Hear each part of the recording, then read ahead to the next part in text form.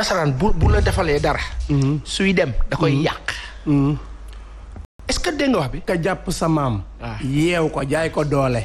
te mënu kaa def sët xel ak pexe la koy yoole. kay donc mooy yii xoolal. yëpp yu ñuy organiser. maanaam dans le fond boo xoolee ni day rafet ci gis-gis da nga naan lii de baax na ci ñun mais du mujj fenn parce que moom bëggut jamais nga comprendre bay doxal yow. lii rek. très bien en tout cas mi ngi noonu bu yeboo nag nañu réveiller kon xel yi ndax foofu noonu borom xel mooy defee noonu kon ñu nit duñu ay borom xëm-xëm borom xam-xam lañu ni ñu fexe rek ba góorgóorlu incha allah bàyyi seen sekk dañ koy ndar képpee foofule bu ko defee ñu dugg ci actualité bi nga ne. allahumma salli ala sayyidina Muhammad. ci géejawaay. en parenthèse. maa ngi dégg coowu Rufisque ak Pikine. Pikine. il faut ñu wax nit yi ne leen kii di Cheikh Dieng bu wallu coalition wallu bu président Abdoulaye Wade ñoom ñoo gagné le département de Pikine loolu faw ñu wax ko ñu bañ a am xel ñaar parce que jaxasoo bi dafay bare et c'est pas bien il faut ñu wax nit ñi dëgg bi Cheikh Dieng bu wallu moo gagné Pikine loolu benn la Géejawaay ku noo wax Hadj Ahmed Aïdara Mame Sidi Diop da nga am dégg-dégg na dama bëgg nga ma may ma Aliou Sall ak Ahmed Aïdara non dañoo yàgg fii depuis 2 ans suul gaal su ko tere xeeñ 3e mandat dañ ko fii tere ba noppi mu doon woote woo monsieur le maire tey loolu noonu muy woote woo fekk si ko yàlla na barkeel te yàlla na doon jiglaayam moo tax ma bëgg pelloo bi ñaari kanam mi laa bëgg a xool rek yeewoo ko tey man maire sortant maire actuel lu yéeme moo am ci mbiru est-ce que xam ngeen benn affaire xam ngeen lan la yàlla wane ci li xew nii parce que loolu dama siy bëgg a waxaale si mbirum Casamance yi la ñuy wax bois beeg nos soldats yi ñuy wax dañ leen kidnappé et cetera ñaar loolu rek laa la bëgg a waxtaan mais benn affaire laa lay wax est-ce que xam ngeen ni yàlla mooy yàlla. moom rek ay yàlla. est-ce que sénégalais yi ñun ñëpp nag one by one ku si nekk. ka si nekk war nga xam ne borom bi rek moo am. ba ñàkkee waxelul nuñ koy waxee. waxelul ci moom ba amee. wàkkilul ci moom ndax la ko neex mu def ka yéen ngeen yaakaar ne Aliou Sall dana defar ab mairie bu bees tàkk keneen war see dugg loolu moo la ña borom a bopp Allahu akbar wala mu teg ay projet ba mu tracé wu ba mu leer keneen war a ñëw jëfandikoo ko kooku kan kooku la ñuy wax Ahmed Aïdara am na ñenn nag ñu ma naan waa moom ba dana defati revue de presse man leen de doon maire taxu terewut a def ñëw def sa liggéey journaliste maa bëgg li Aliou a ngi Ameth a ngi mais justement Baye Assane Seck yaa ngi wax yàlla yaa ngi wax nañ ñi dellu xeli si suñu borom Ahmed Aïdara bokk ci suñuy naataango fii tey mu nekk monsieur le maire de Guédiawaye rawatina moom ak Aliou Sall seen diggante maa ngi fàttaliku amoon na benn bés boo xam ne da ko fi porté woon plainte ndax benn revue bu mu relaté ba moom ak Bougane Gueye Dany demoon ba tribunal waaye moo tax à chaque fois man loolu daf may intrigué te ñun ñëpp lépp lu suñu borom def rek kenn ku ci nekk du yem ci ñoom kese waaye kenn ku ci nekk da nga war a dellu siwaat ci sa borom xam na ni xëy na nit kenn du ko xeeb te doole matuta jaay ndaxte doole bu mucc yàllaa ko moom kay bàyyi dëgg la de borom bee ko moom parce que le cas de Ahmed Aïdara dafa énigmatique waaw dafa extraordinaire Ahmed Aïdara est parti de la radio Oxygène pour wax yàlla man yàlla damaa neex. waaw suñu borom daf maa. barke alxuraan yàllaa ma neex. waaw yàlla rek a jar a bëgg parce que feemi yàlla. kenn mënu ko comparer ak leen mais feemi yàllaa neex waay. day baaje dara borom bi bëri feem. dafa baax nag ak a baax xaali bët. yàlla mooy fekk kopp ba tege nee. mu def ko base. te muy dëgg. ak a mën a toliyee. Ahmed dadul ko ndaw. waaw parce que xamalu tax. j'ai connu Ahmed très jeune mu déparé dans les médias fële ci Oxygène. di def nii duggi Njaga Njaay wàcc daw. lijjanti ko. ba yàlla ñëw. faw sénégalais bi nga xam ne yaa ngi toog sa buntu kër amoo liggéey jamono bii di ñu setaan. nga jàpp ni yow sénégalais boobu suba mën nga doon président Sénégal. nga jàpp ne yow sénégalais boobu foofu nga toog noonu yoroo 100 francs nit di la romb di la jaay maanaam nga naan oto bu rafet bi mu yor jàppal ni yàlla dencal na la leneen la raw lool faw ñu am conception ak philosophie wu li waa ji am man ndekete ëppale naa ko te yëguma ka day motiver nit day stimuler la société si on regarde le cas de Ahmed pourquoi on en parle moo la Ahmed dafa am méritu bëgg-bëggam en 2014 dañoo jël kaw nga xam ne ñu ngi kaa wax Malick Gakou Sénégal yépp xam ni kenn du wax Guédiawaye te doo wax El Hadj Malick Gakou dégg la wax bi kooku nga xam ne maa ngi kaa nuyu kilifa ba baax boobu ñu mag a bopp boobu nga xam ni moom yàlla def na mu juddu nekk xale nekk orphelin ndeysaan am mérite lool maamam ba baax ba yar ko ca caaro yal na yàlla xare ko aljana yi gën a amiin waay amiin yaa rabbi kooku di ñafe ba yàlla dimbali ko amaana loolu la wàll Ahmed dëgg la yàlla def lan 2014 bi nga xam ne ñëpp nee nañu Malick Gakou ma war a nekk maire Guédiawaye nguuru Sénégal bii fexe ko lijjanti ko ba jël Aliou Sall teg fa loolu moo la dëgg ba loolu amee Ahmed mettit lu ko loogu nag mu metti ko lool mu nekk déclic de 2014 à 2022 ce garçon a fait de Guédiawaye un tremplin boo xam ni ci lay sukkandiku pour doon li mu doon tey muy dugg këroo kër lijjanti ko teg ko ba mu doon yoon ànd ceeg nag xam nga ak lan gannaaw gëm yàlla xarañu xel nit daa muus ba amul doole da ngaa wéeru da ngay am la nga xam da nga kaa téye am feneen fa xam da nga faa téye ba nee Yewwi Askan Wi génn moom génnut mu toog ndax nag xam sa bopp daa baax toog lijjanti ko yàlla ñëw képp ka nga xam ni angee ànd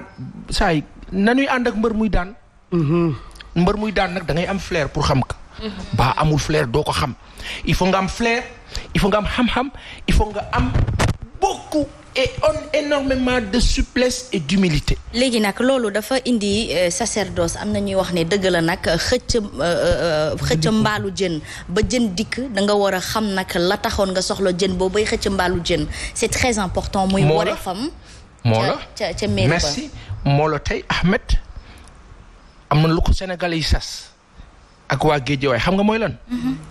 te Assane Diouf wax na ko keroog gis naa benn ndaje vidéo bu ko Assane Diouf na ko.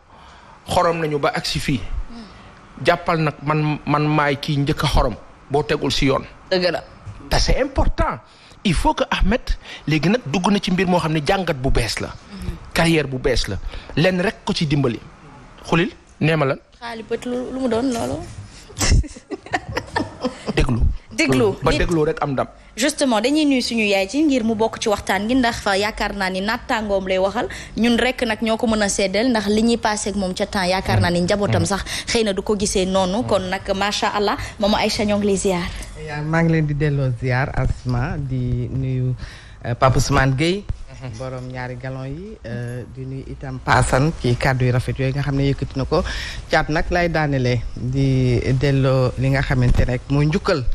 kii di Bougane Gueye Dany di sunu njaatige bokkoon ci jongante yi di sargal itam ki nga xamante ne mooy Ahmed Aidara di sunu naataango macha allah yal na yàlla jàppale ko. amiin yaa rabbi ndax ndaw yee ay nag te ko ay wal sa moome. dëgg la Aïcha mi ngi noonu maman wax na lu am solo sacerdoce la am na ñuy laaj ndax dina am capacité de gestion d'une grande commune ou ville comme Guédiawaye nit ñi ñooy samp laaj te nag laaj bu am solo la léegi nag ñun xam nañ ni demoon na jàng gestion territoriale toog nga wax nga ko am na ñi ko wóor te moom may na leen nopp kon nag doon na ndaw bu set loxo mun na bokk ak magi ndab benn affaire am na àdduna bi toll na fa nga xam ne déggoo ma ne la ba dégloo am ndam te déglu xam nga moo la lan da ngay déglu sax ba déglu xalaat bu baaxul parce que xalaat bu baaxul mooy tax nga gis bi baax ba dégloo bu bon bi di nga gis bi baax bu bon bi dina doon noon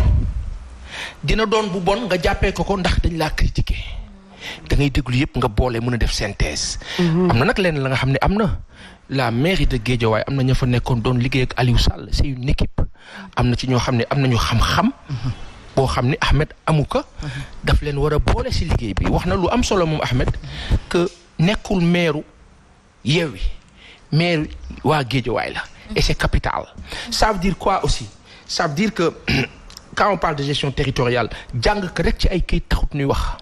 dafa laaj vécu il a eu le vécu heureusement dafa laaj xam nga lan. collaborer ak les meilleurs de la cité. à Guédiawaye. qui est une grande ville.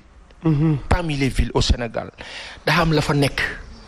ay nit ya jàng ya bare xam-xam laagu ñii ñu ngi ci diaspora bi ñii ñu ngi fii ñii ñu ngi feneen ñoo ñëpp Ahmed daf leen di jox nopp ba leen joxee nopp mën na am la bëri te du moom rek mooy administrer Ahmed va être benn porte drapeau boo xam ne dafa am ña ko wër ñooñu ñoo teg affaire bi mu ànd ak ñoom daal di doxal. justement am na ñuy naan Yewwi dañu koy associer directement ak Sonko man tamit foofu dama soxla ay leeral.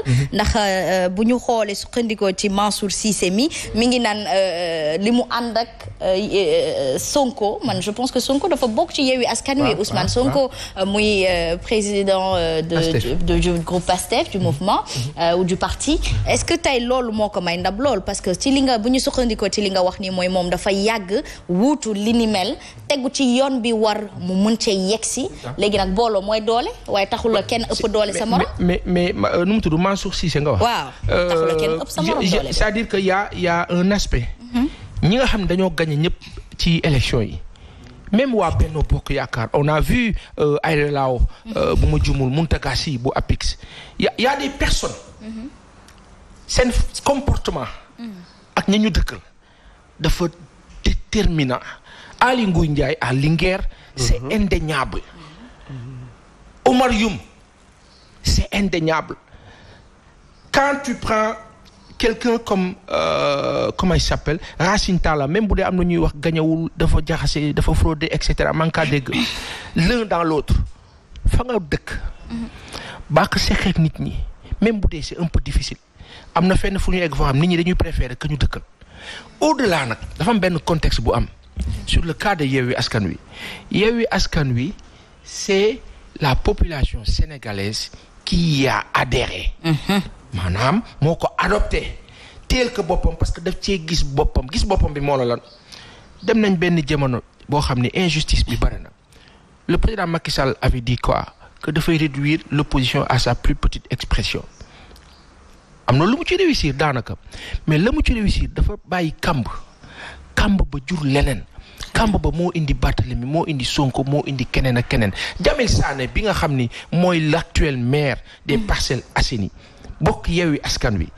Qui aurait pu imaginer quelqu'un qui me dit-on bi mu dëkk chez Parcelles Assainies yàggut ñu xëy tey ñu ne mooy jiite 26 unités des parcelles 1 ba 26. Très bien. Loolu mooy suñu borom mooy que nit ñi disons voter selon le contexte ak seen ay frustration et vote bi kenn moo tax mu demee nii xam ngeen kan la. Au-delà de tout les Sénégalais en veulent à Macky Sall.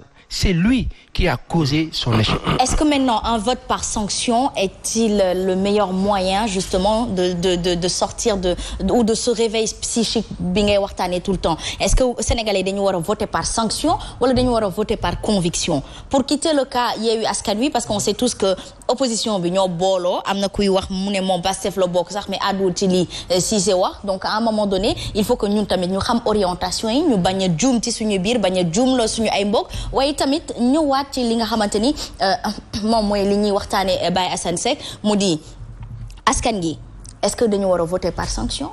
Pour sanctionner wala dañu war a voter par conviction.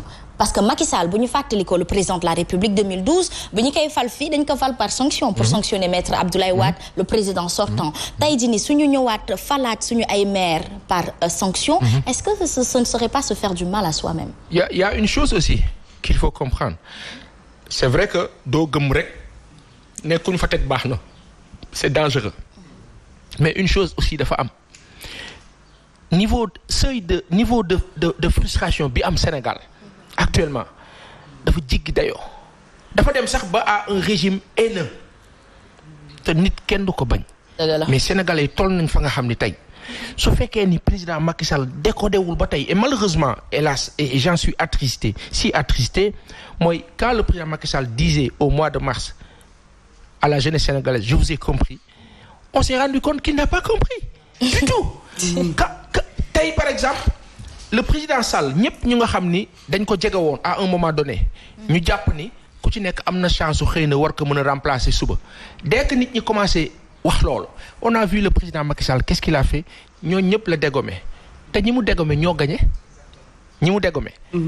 mooy ñi nga xam ne ñoo am ndam Oumar Youm Aly Ngouille Ndiaye ñoo am ndam Amadou Ba man jàpp naa ci sama gis-gis ba gàtt c'était l'une des rares personnes bu mënoon dékku Dakar on l'a préféré à quelqu'un d'autre boo xam ne tey perdre na sa commune remplacé par un garçon de 34 ans Seydina Issa Laye Sam maa ngi laa nuyu ma bokk bopp yàlla na yàlla yokk la. amiin te lépp jik la.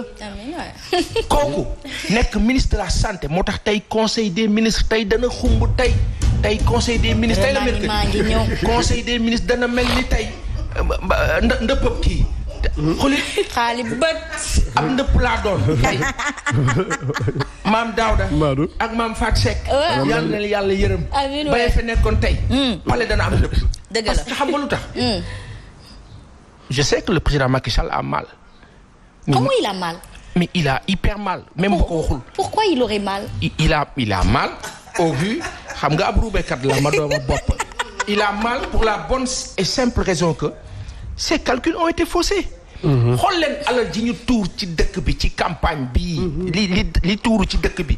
et maire par maire am na ci ka nga xam ni li mu dépensé ci alal kenn xamul nu mu tudd nu mu toll. gañewul ak ñeneen xam nga nit ñi lu ñu def. opposition bi dañ ne nit ñi dem leen ngeen jël alal ji jël leen bu leen joxee jël leen ko te ngeen xam li ngeen war a def. ndax nit ki doo ko fekk ci isoloir bi ne ko dugalal dafatuñu de parce que sénégalais yi dañu egg ci beneen niveau et encore que pour te rassurer am na jamono boo xam ne sénégalais yi dañ daan voter par sanction léegi dañu xool bu baax ki ñoo voter xam kan la ba pare nag di ko xaar nag taxaw c'est-à-dire que tey waa Yewwi Askan Wi nag ñoo dugg ni ruuba xulil waaw nu ñu duggee askan wi xam nga nit dina am foo xam ne da ciy toll ci jamono waaw duñu xool sax maanaam diw moo taxaw le fait que ñu coaliser wu def Yewwi Askan Wi maanaam askan wee soxla woon ku leen libéré pour ñoom voté wuñu sax diw parce que comme li nga wax rek le jeune bi nekk fële au Parcelles Assainies moom xamuñu ko seet miinuñu ko bu baax mais contexte bi ñu voté rek mooy nañu Yewwi Askan Wi nañu bàyyi askan wi liberté par sanction certes moo ci ëpp parce que ñooñu bu ñu xamoon ne diw mi dañuy peut-être moom la ñuy teg fii amaana duñ ko voteel. Exactement. Justement, Baye Assane Seck, encore pour revenir à cette mouvance de la jeunesse ku nekk xam na ni jeunesse dafa ànd ak vivacité ak fougue. Oui.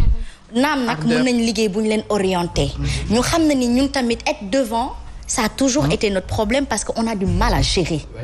On a du mal à avoir la capacité de gérer une certaine notoriété. Notoriété boobu ko foo romb ñëpp doon sa xalamkat. parce que c'est très normal dañu lay encourager loolu mooy suñu réalité culturelle kenn bañu ko naam. waaye des fois ñun nu ñu koy dundee du bokk. dañuy dem ba peut-être yéeg ci suñu bopp est-ce que loolu ragaloo mu dal jeunesse bi. alors il y a une chose xam nga li muy wax nii dès que nga toog rek. ñu bees ñi dañuy ñëw. très bien ñi fi newoon sax dañuy commencer xat. parce que ñu bees ñi ñooy ñëw ak doole. te duñ ñëw nag loxo neen dañuy ñëwee capacité. voilà sama waa ji ay dara. lii bettuma ci yow de. bettuma ci yow de. lii xam nga yow rek ñenn ñi jaar ci ña gëjoon gis yaayam. waaw dem seeti yaay ji. ña gëjoon kii cousin Ahmed la. mbokk yu bees ci koñ bi la dëkk. mbokk yu bees waaw yooyu nag ce sont des réalités sociologiques. tout à fait léegi nag yow waa ji yow nit bi. yow rek yaa mën a xam sa bopp. xam fi ngay dem ak ni ngay doxalee bañ a jaawatle luy jóge ci yow. waaw ak luy jóge ci fii. justement. nga dégg jàmm. heureusement qu'au niveau de la municipalité ou des municipalités. il y a une organisation qui ne permet pas facilement de détourner et autres. Ousmane Sonko dégg naa ko ca Casamance mu ne 100 000 francs. ku ko fi génne te justifié woo ko man dinaa porter plainte. c'est un bon discours. baax na mu nekk pression ci ñenn ñi. léegi nag beneen affaire bi ma doon wax naan waaye yow yi ñoo dugg ni ruuba. mooy sénégalais yi am na jamonoy Senghor Abdou Diouf ba ci Abdoulaye Wade am na lu ñu daan baale. léegi dootuñu baale du ñu maye temps wu diw raaxoo pour bees. ak costume yu bees du ñu ko maye. waaw xam nga lu na xaar. nii teew mi teew est-ce que am na lu ñu wane lu bees. on va vers des législatives capitales. Yewwi Askan Wi laa wax dugg nañ ñi ruuba ci jooni nii. baya wane la nga xam ne daa lëndëm. tuuti wala lu clairul ak clivage ak xëccoo diggante Yewwi Askan Wi maanaam Sonko Khalifa Barthélemy nit ñi di commencer sentir ku ci nekk di jéem a xëcc sa boor bés bañ ko defee. Sénégalais yi taxawaat tuuti donc ñoom ils ont intérêt à être hyper intelligents et sincères. Très bien. Dans leur rapport pour bañ a dem ci xëccoo bi. Très bien. Très bien. Asma li mu wax sànq dafa am solo. parce que d'habitude da ngay gis koo xam ne dangaa toog ci fauteuil bi rek daal di indi ñu bees. waaye ña fa nekkoon conseil technique yi ñi nga xamante ne ñoo nekkoon ak kooku di liggéey bu leen génne dàq leen. parce que am na loo xam ne mu ngi ci biir yow xamoo ko te ñoom boo ànd ak ñoom ci liggéey bi. mën nañ la ci ubbi say bët. dëgg la donc rawatina ñu bees ñi nga xam ne ku ci mel ni ay Ndoye Bane maanaam sunu naataango yooyu. moom amet itam. donc bul jug rek daal ne ñii fi nekkoon defuñu lu baax kon dama leen di bale ba ñu set. waxtaanal ak ñoom xool ñi nga xamante ne mën nga ànd ak ñoom ci liggéey bi nga ànd ak ñoom ci liggéey bi ndax nag la ka géejooy lañ wax te moom it slogan am dafa nekkoon naan géejooy laa bokk. kon képp ku nekk doomu géejooy rek exemple laa ci jël mën nga ànd ak moom ci liggéey bi bu ko defee day gën a taaral liggéey bi ñu sumb. Justement pour def benn synthèse parce que c'est l'heure du réveil des consciences c'est l'heure du sacerdoce parce que quand on vote par sanction il faut montrer à ñi ñu voter pour le moment ñu nekk fi que boo leen liggéeyul am na ku koy bind ci commentaire bi naan caw sa xiir bi la ñuy yor dañuy caw sa xiir rek ah oui ce sont les dires des Sénégalais il faut le relater pour que ñi ñi seetaan ak ñi ñi fal ñoom it ñu xam ne ni bu ñu mooy li nga wax bu ñu deful li leen war législative yi ñu bëri ñoo ngi naan peut-être que du am parce que peut-être président pareegul ndax li mu ñàkk lépp est-ce que dina pare est-ce que du boole législative yi repousser ko ba présidentielle on ne sait pas on saura avec le temps bu ko defee mu gën a bon de ci ñoom de ba xulil naa la wax benn affaire nag déjà sur le fichier électoral bii ñu defee élection yi il faut que waa Yewwi Askan Wi sénégalais yi journalistes yi opposition bi ñëpp veiller à ce que sur 6 mois li ci xaj dafa bari à surveiller ce fichier là à regarder li ci nekk encore parce que lu ne mën na nekkaat encore loolu li leen dal nii nag dal na leen mois de mars ñu ne dootu fi amati dalaat na leen nii li leen dal nii mën na amaat ci beneen fànn ñoom it mën nañu ñëwee beneen fànn donc faut que les gens soient vigilants de partout et que nag ñoom waa Benno Bokk Yaakaar nag nañ wut nag candidat nag na leen président Macky Sall may jàmm dimbali leen utal leen candidat pour 2024 ils ont plus de chance ainsi qu'avec le président Macky Sall. Mais même il paraîtrait-il que le peuple dirait que ñu am candidat ñàkk am candidat ñoom Benno Bokk Yaakaar moom lañ bëggatul. waaw mais ci comme parce que xam nga tey am na la xam ni mu rafet rek moo gën. ut leen candidat ngeen liggéey yàlla yaatu na. lii fi ne ma tëjee ci benn seconde. Casamance la fa xew. ñu wax ne que dafa am sunu ay soldats yoo xam ni dañ leen a daal am fu ñu leen lakk et cetera benn xalaat ba ndaw la ma cee wax. Ziguinchor est géostratégique et géopolitique. dafa am lu fa ne loo xam ni mu nga jóge ca biti bokk fa jaxase dëkk ba waaye waa dëkk ba comprendre nañ ko ba tey ñuy dox ci jàmm. jàmm jooj ñuy dox dem na ba jëmmi jamono mbiru boo fa bayot am. ñu jàpp ab journaliste ba tudd René Bassène. tëj prison koo xam ni il était là Walfadjri et les gens le connaissent. il a été formé à l'ISIC.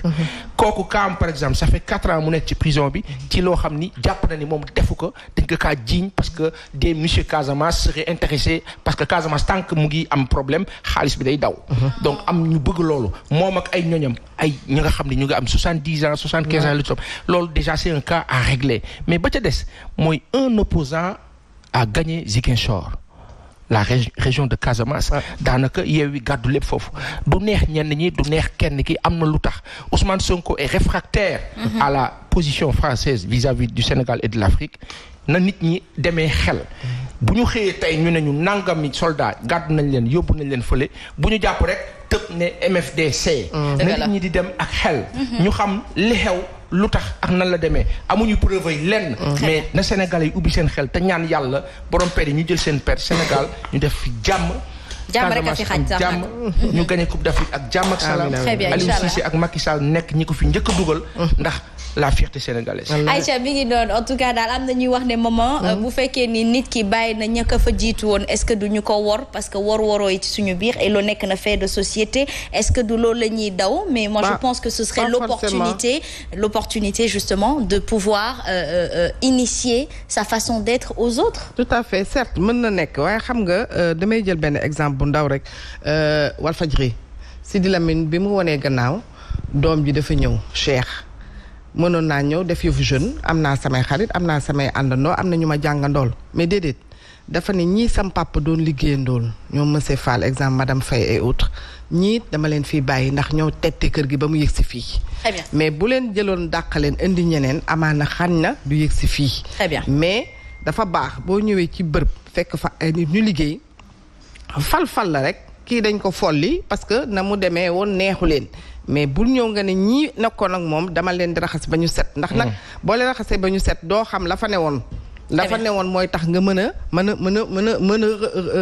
rebondir. Très bien. donc boo xamul yooyu loolu moo tax mais tamit toujours est-il que rek c'est vrai que ñi nga doon àndal bi ngay campagne et tout ñooñu ku ci nekk dafay bëgg place te du yomb parce que tamit nit ki il faut mettre les gens à leur place def leen maanaam ki nga xamante ne am nga yaakaar ne mën na la jàppale ci lii mun nga teg ko fa ki nga xamante ne amul ay prérogatives pour mën la jàppale ci liggéey bi doo ko écarter carrément mais da nga koy teg de côté. kon nag il faut la continuité qui est l'État.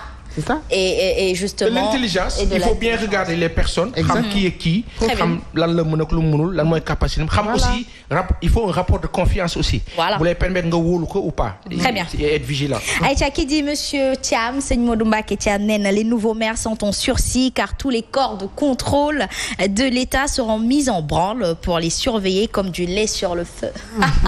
En tout cas, c'est pour très peu de temps. Inch'Allah, en 2024, Benno Bokk Yaakaar, on espère que Macky Sall, le président de la République, va libérer la chaise présidentielle à l'honneur c'est du fair play. Et je pense que ce sera de la grandeur de libérer et de laisser les Barthélémy Diaz en profiter, Sonko, Bougane Gueye Dany, pourquoi pas, pas Assane Seck. Moi, je vais tout faire pour nga ubbi cabinet de consultance politique et comportementale. Je pense que c'est important. Important. Voilà, justement, pense-y. Assane Seck, merci beaucoup. La cerise sur le gâteau a été mangée pendant le début des découpages du gâteau, mais on va faire place justement à waxi mag ndax lii ba tey dafa bokk ci suñu société bu ko defee ñu dalal ko moom Pa Ousmane léegi borom àjjana